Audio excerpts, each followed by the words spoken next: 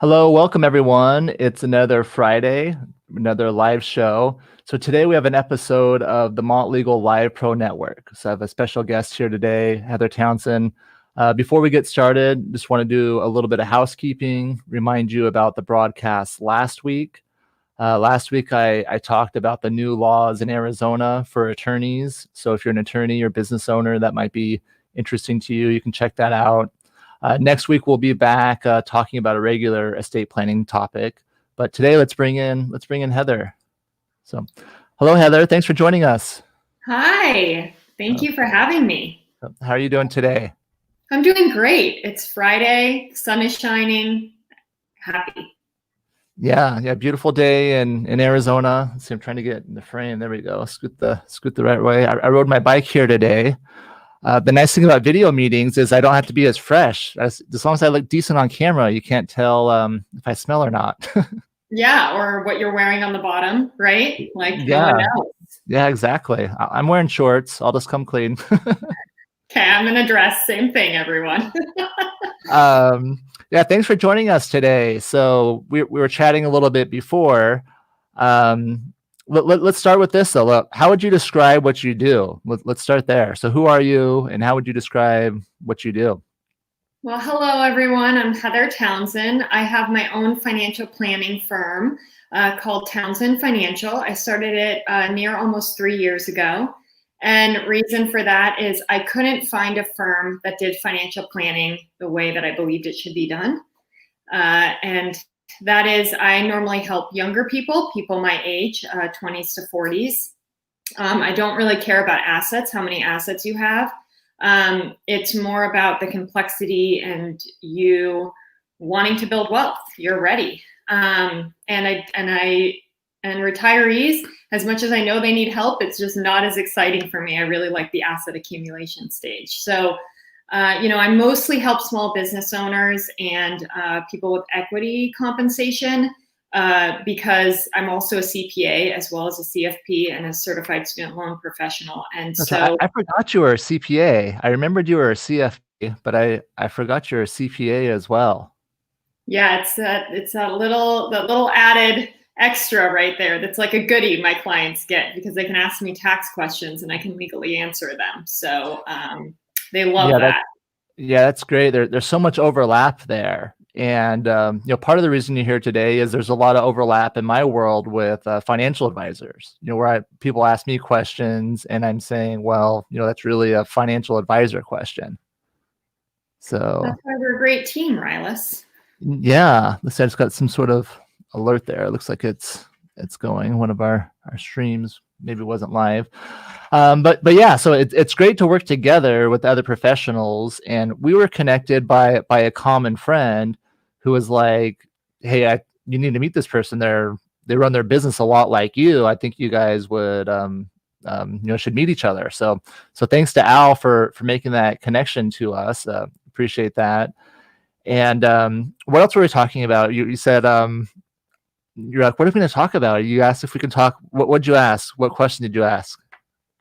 Well, I definitely want to talk about you, Rilus, why I love you as the estate planner. Something that I've noticed with working with my clients, I help them. I'm like the nucleus is what I call, because I make sure I handle everything in their financial world. I don't just talk about investments. I mean, I go down into detail as far as credit card rewards, right? If you can get free stuff, I want my clients getting it because we can put that money towards something else. Of course, tax planning and all of that. But with estate planners, some don't even ask for like a net worth statement really, or, they'll write these documents, but then my clients spend all this money, they've gotten these documents, but there's no record of how to set it up for it to work right. I mean, you have to really name accounts correctly or the beneficiary designations correctly.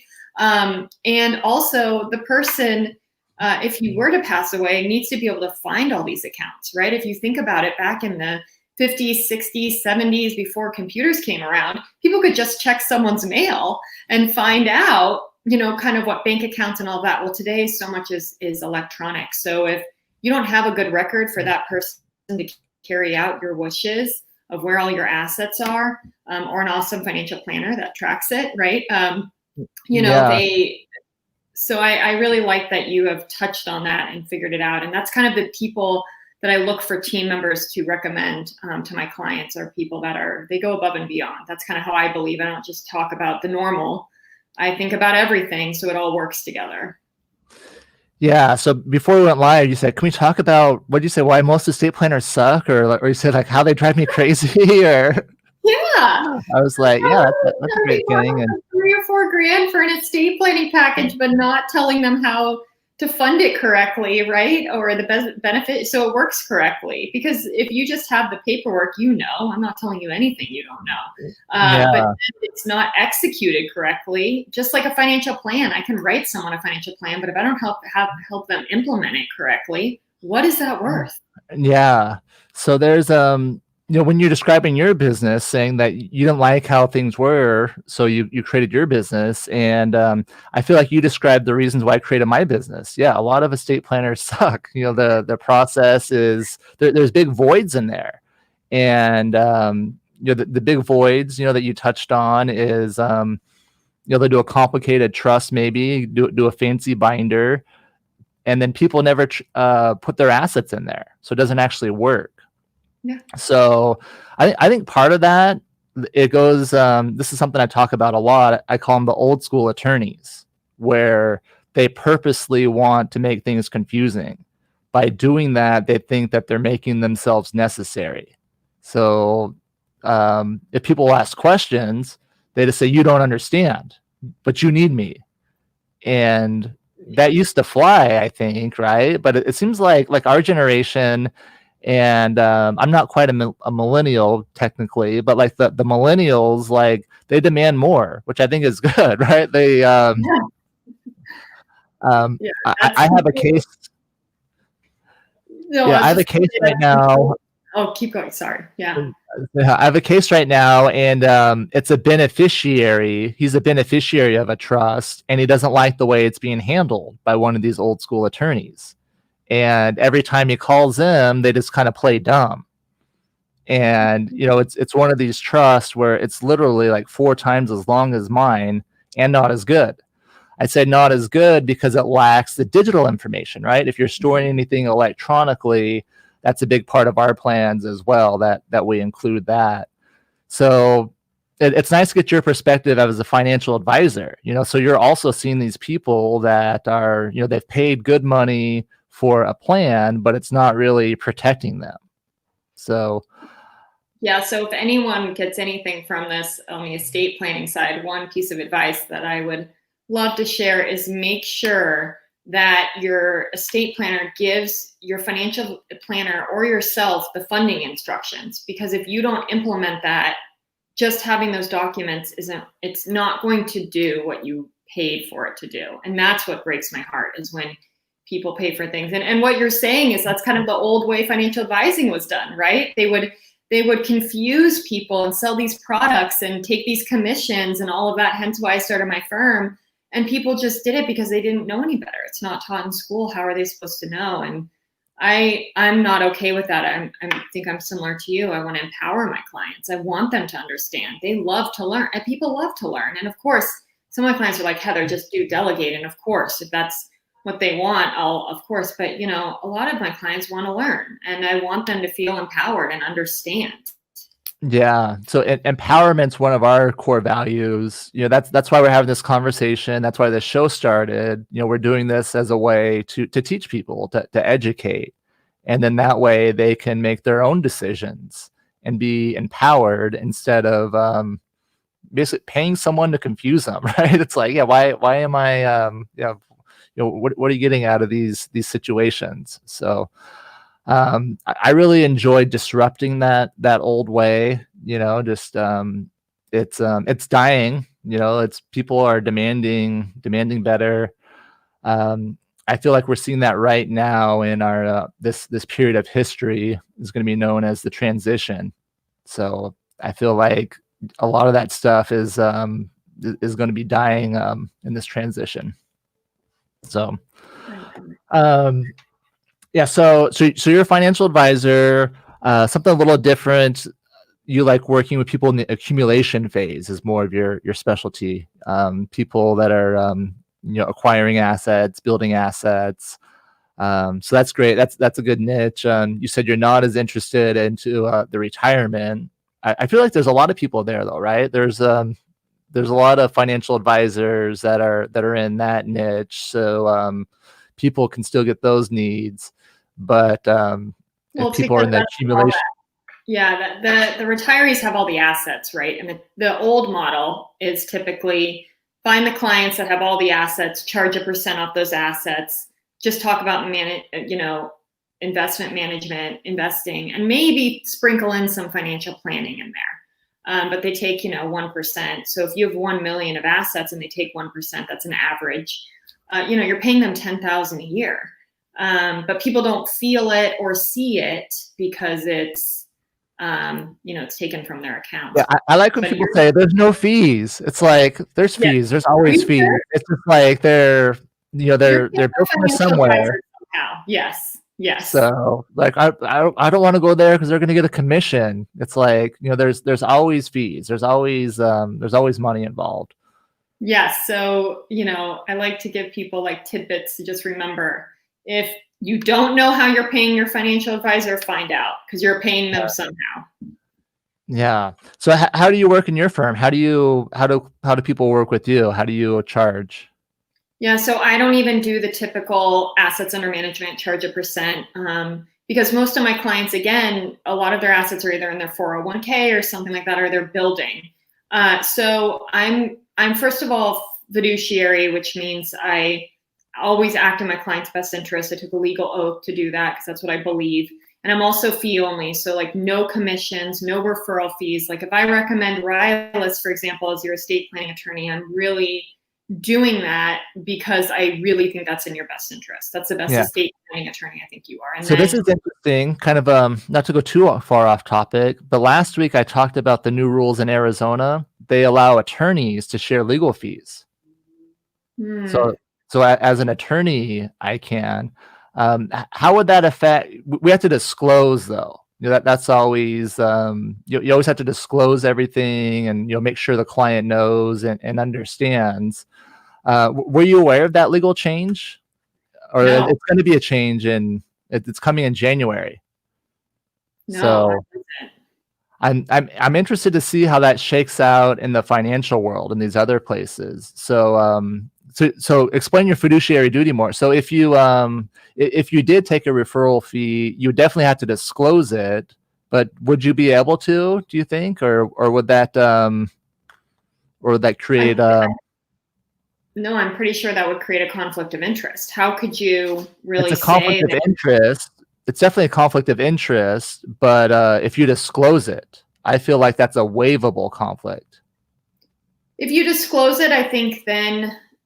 Okay, you're being honest about it. But to me, I think I take fiduciary to a very ethical level. And so I just don't. I just don't believe in it because let's just face it, money changes people's mindset. And so I just don't. I keep it very clean. And so I don't even look it up because I don't even consider it. I really am only compensated by my clients. And if you ask any one of my clients, they can tell you exactly how much they're paying me. Yeah.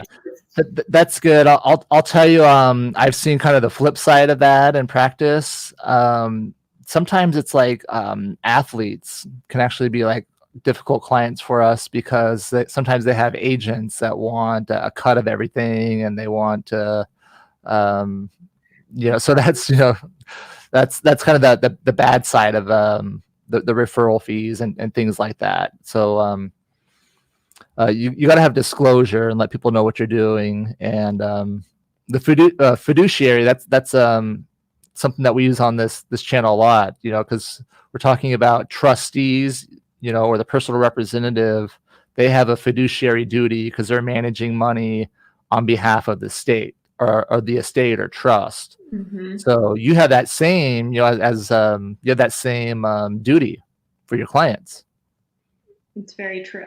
And I think it's a very, you probably understand it's a big responsibility. It's a lot of trust someone's putting in you. So I take it very seriously and, I just don't want to have any conflicts. Yeah. So people hire you and then what? Then you draw up a plan for them type of a thing usually, or they pay you a fee and you give them some ideas? Yeah. It's more an annual planning fee that can be paid monthly or quarterly. I used to do these beautiful 20, 25-page financial plans.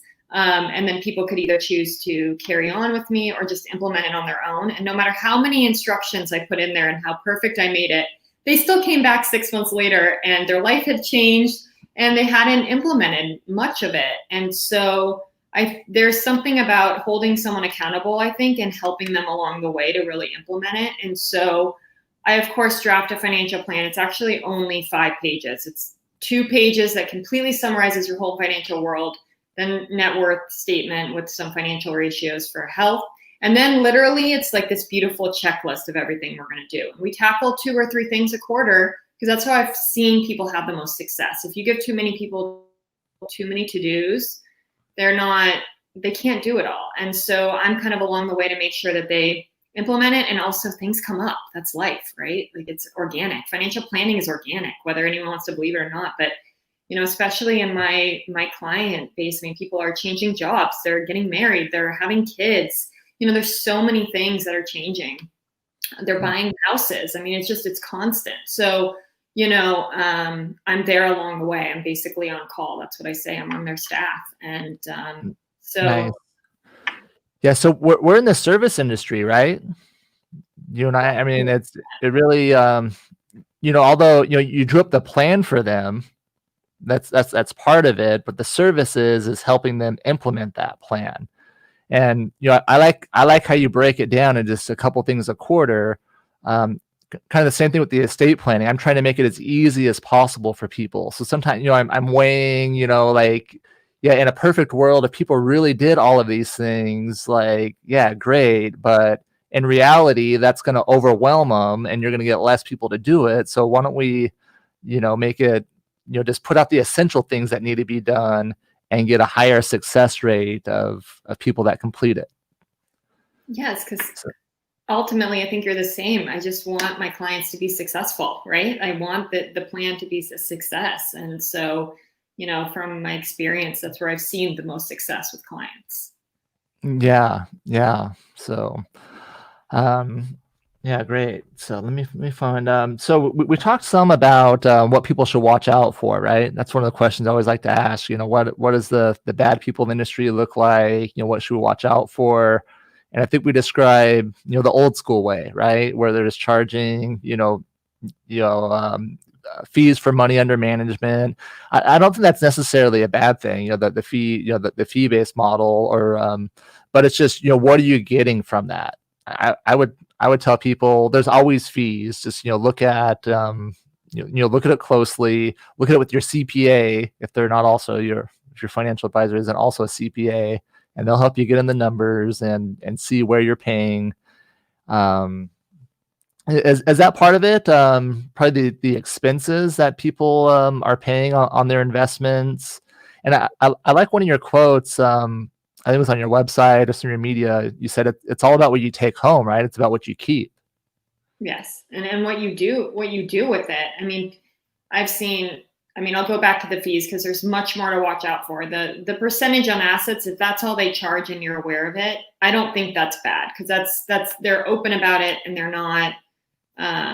Especially if they're fiduciary, if that's really important, and all they do is take a percentage of assets. I don't think that's a bad thing. Especially if you have really, the assets to get to the good financial advisors. Good financial advisors require a lot of assets normally to get in with them. And then that aligns the incentives is what I do like about that, right? That does give the advisor an incentive to do a good job because if you're losing money, they're losing money in that situation. Yeah.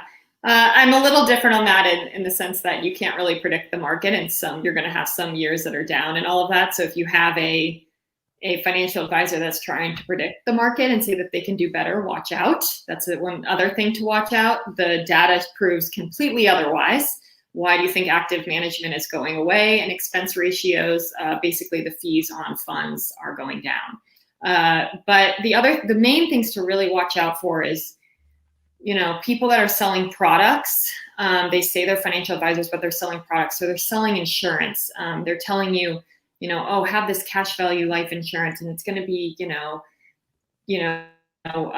tax-free in retirement. There's always a cost. They take really high commissions from them. You can invest in much better ways. I can't tell you how many clients have had to unravel out of those policies because they haven't performed how they were promised, and the fees are so bad. And then, and then investments. If they're not taking an asset under management fee, that's normally what it's called, then they might be taking commissions. So what they put you in, what investments they put you in, they might take a commission off of them. So I really strongly believe that they're not acting in your best interest because they're only going to pick the investments that they make commissions off of, maybe not the best ones for you. Yeah. So people should look out, what are the real fees being charged? What I tell people as well is look at the education and background, because like you mentioned, anyone can call themselves a financial advisor, with just like an insurance license or maybe, something else. But what kind of education do they have? And CFP is a great credential, the Certified Financial Planner. I feel that that's kind of like a CPA in the financial world, right? It's a pretty difficult exam. At one point, I thought I wanted to do that as well, to get a CFP in addition, and took some of the courses. Then I realized it's I'm going to focus just on the law and not the financial planning.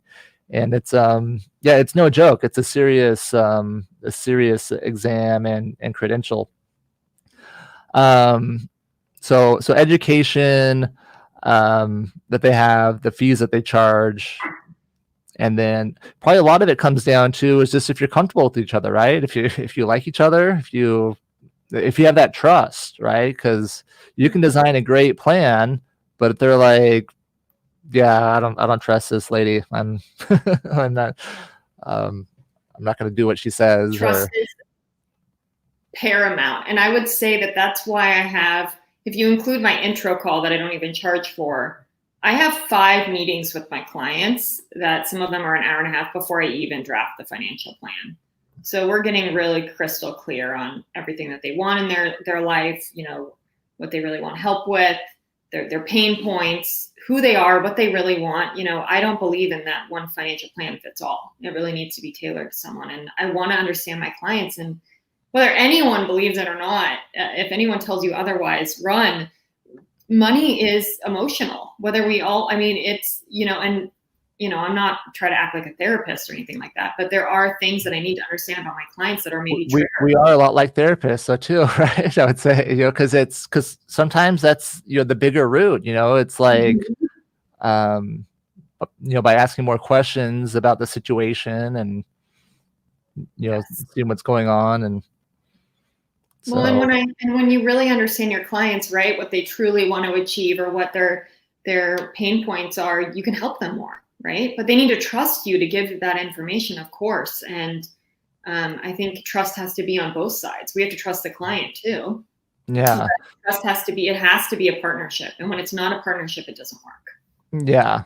So do you get pushback sometimes where people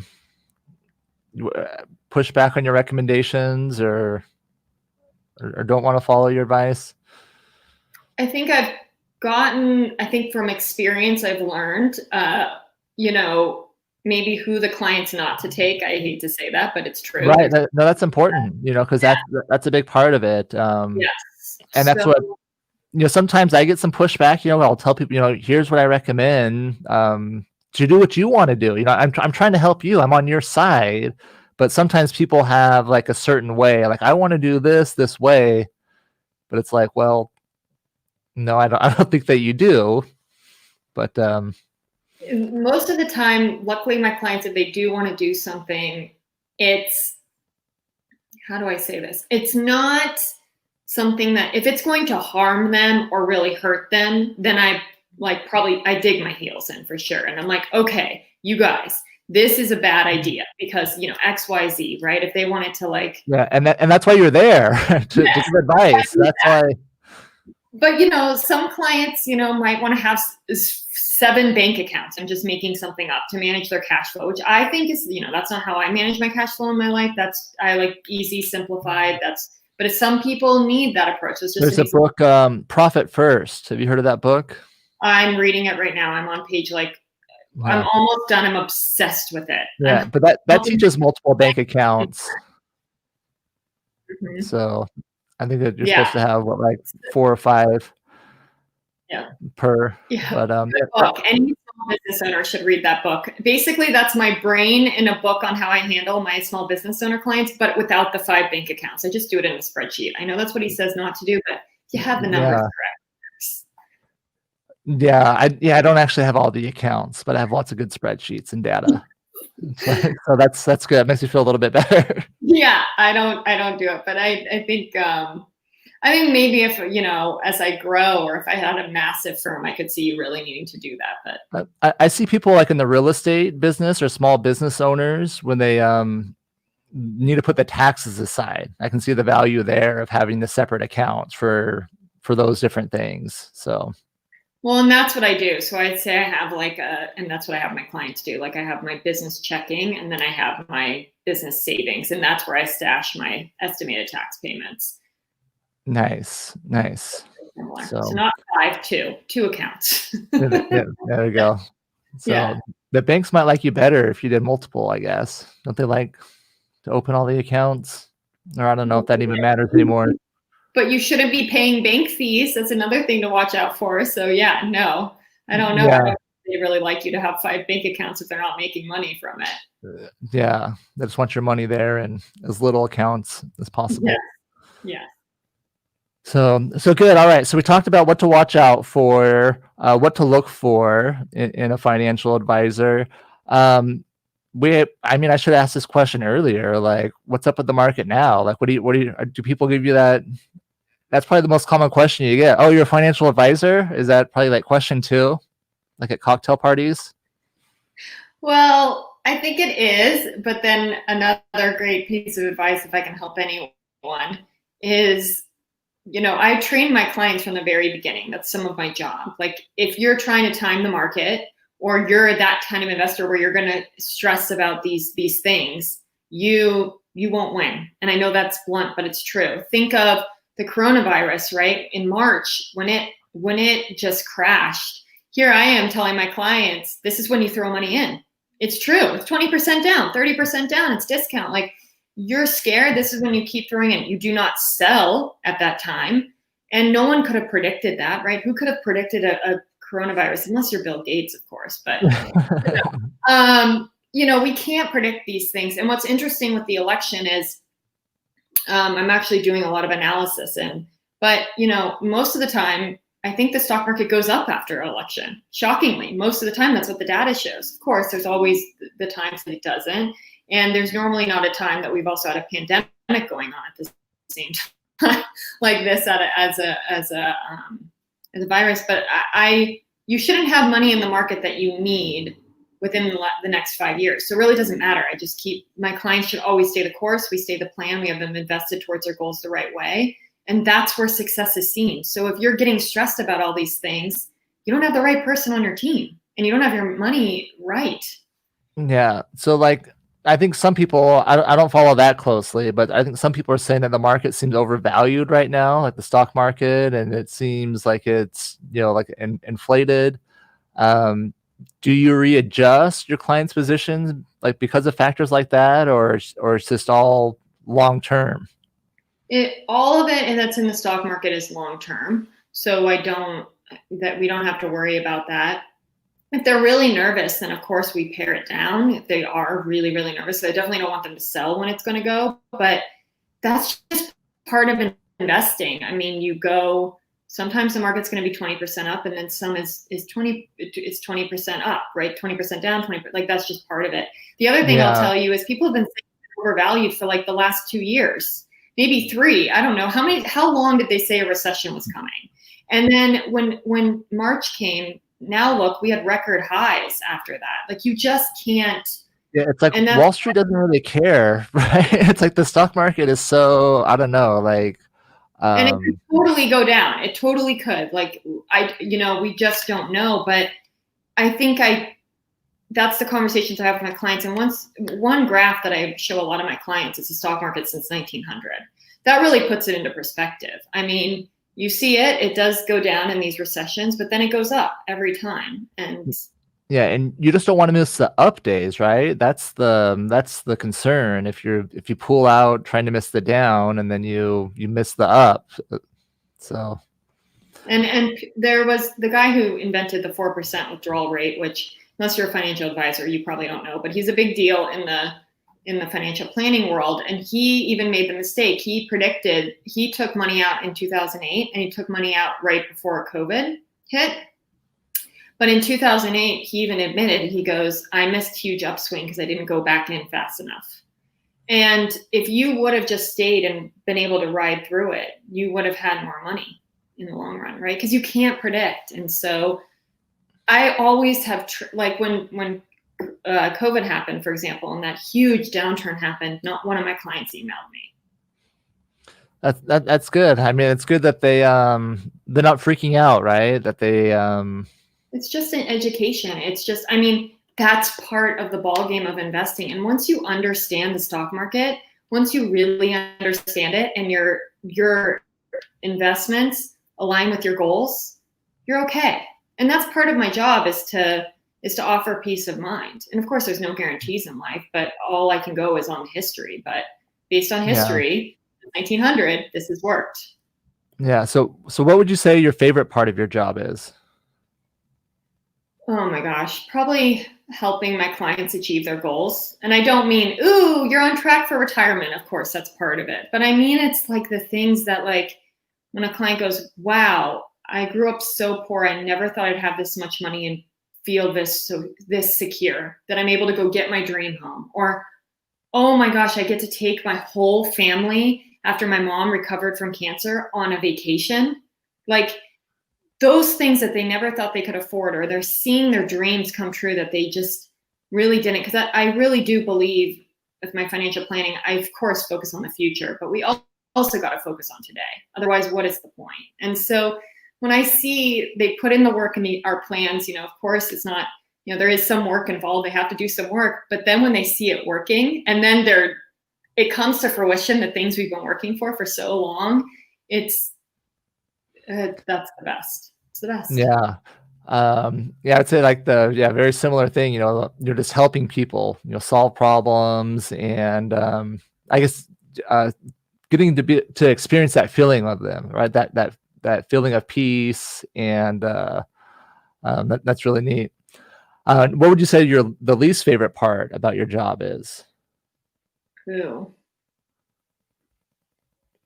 I don't know. Compliance. Compliance, yes. Yeah, there you go. Yeah, just making sure you cross all the T's, dot all the I's, all the right things. Yeah. So following what the government wants you to do, Yeah. Yeah. Where do you see the industry in 10 years? So I like to ask that question to people. Where do you see financial advisors, the next 10 years? I feel like, the legal industry is changing so fast. That's something I'm always looking at and trying to grasp with. And it's, I know we've seen the financial industry change quite a bit in the last 10 years. The fiduciary, when was that introduced? Those rules? I don't know when it was introduced, but I would say it's becoming a much more well-known thing. And even some states are, I think, going to adopt it as being required. I think that's what we're trying. That's what's the next move is. And so I think more and more financial advisor, to say you're a financial advisor, I think eventually you'll have to meet some requirements and actually truly have some education and truly be a fiduciary. I think that will really be a law one day. So I think for the consumers, I think it's looking a lot better. Fees have come down. I mean, even on investment funds, fees just keep getting lower and lower. So I think, and passive investing, there's more like investing as the market. That's a huge movement. Broker dealers and the people that are selling products and commissions, they're going away. They're not doing as well because consumers are getting more educated and they want true, educated, experienced people. So I think that the consumers are kind of changing it too. The demand is there. People are smarter today. Yeah. Are you seeing any demand for cryptocurrencies and the like alternative assets, I guess you could say?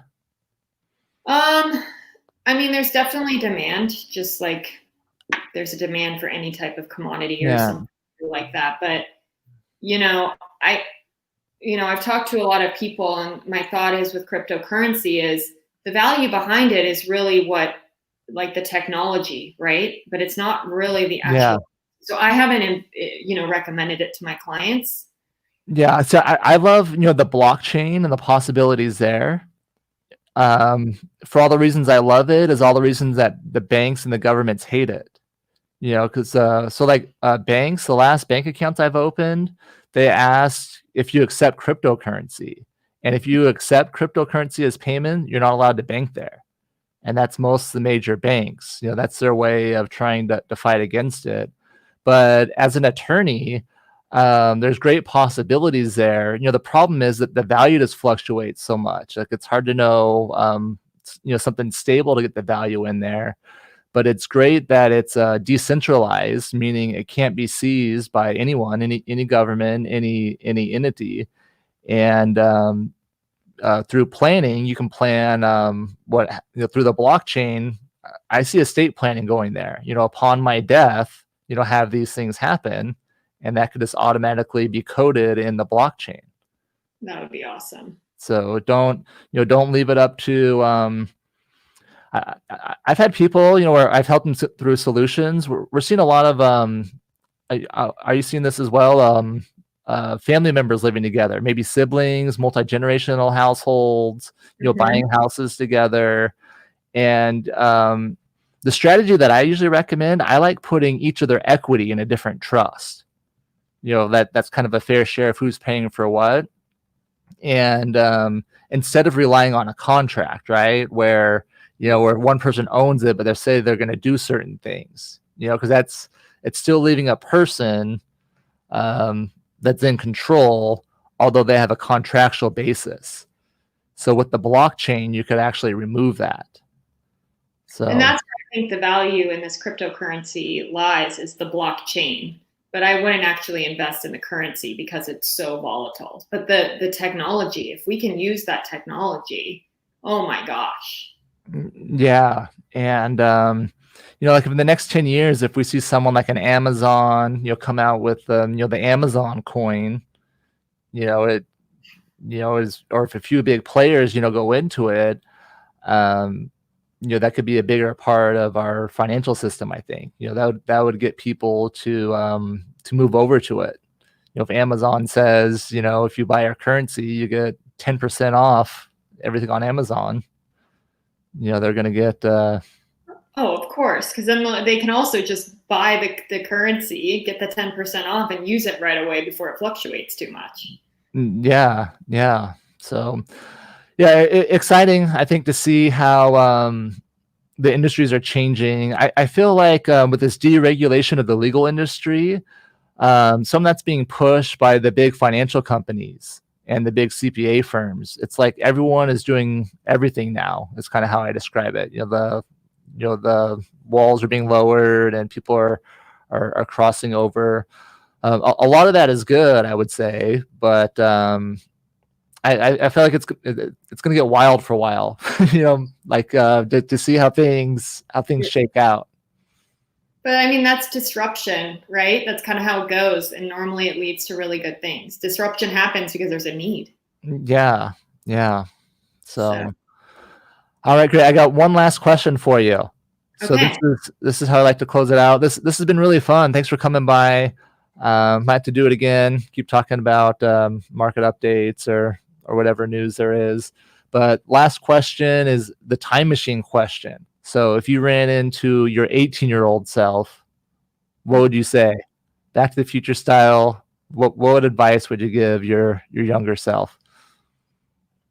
Oh my gosh. I would have told myself, it's horrible, but that when I'm like 21, 22 and the market crashes, invest more than you did. They did invest, but I wish I invested way more at that time. Yeah, there you go. Of course, a financial advisor is going to give a stock tip. Just wait. You're going to be, when you're 21, go for it. Invest more. invested more. I bought Apple. I should have bought more. Dang it. Yeah. Yeah, that's good. I put your website information up, Townsend Financial. You want to tell people how they can get a hold of you, how they can work with you? Yes. So before I work with anyone, I offer a free 30-minute call where I just get to know you, find out, what your pain points are, what you want help with, to see if we're a good fit. I love talking to people, so go ahead and schedule if you're looking for a financial advisor. All right. Thanks, Heather. Thanks for joining us, and we'll see everyone next week. All right. Thank you, Rilus, for having me. It was a pleasure. Bye.